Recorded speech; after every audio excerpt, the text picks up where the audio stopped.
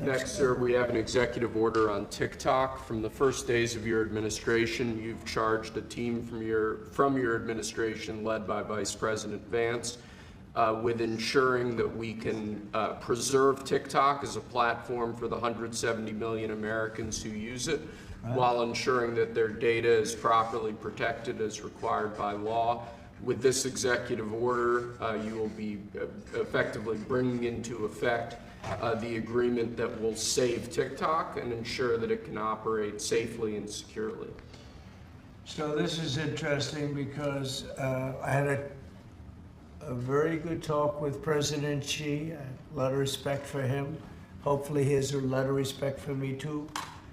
And we talked about TikTok and other things, but we talked about TikTok, and he gave us the go-ahead. You know, it's run by American investors and American companies, great ones, great investors, the biggest. You don't get bigger, I don't imagine. And maybe I'll have JD. JD was very much involved and in charge of it.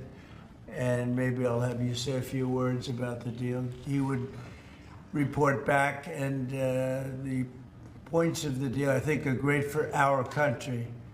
So, JD, do you want to give it a little talk, please? Yes, sir. Yeah, so thank you, sir, for your leadership and for your help. We really couldn't have done this without the president actually ushering this deal over the finish line.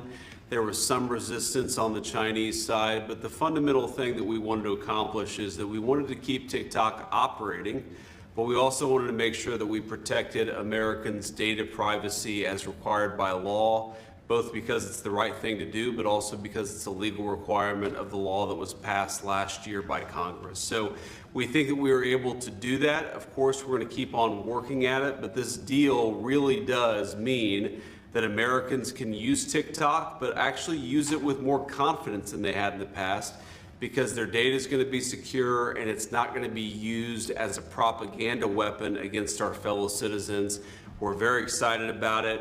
We appreciate the cooperation of everybody involved, and it's a big day.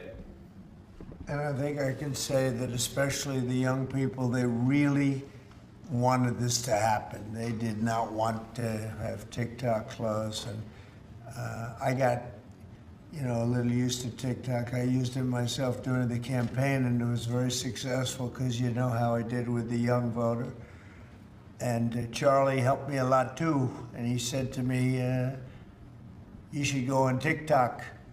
And it actually had, because we got record votes with the young voter, as you know, for the election. So I was a little bit prejudiced in that way toward TikTok. It was very good and very meaningful, but we have American investors taking it over, running it, highly sophisticated, including Larry Ellison.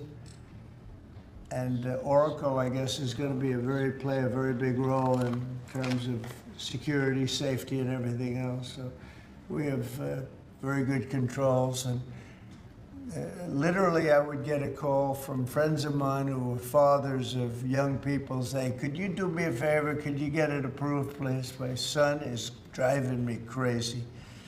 So we're getting it done, and they have a big audience, and we have great American investors.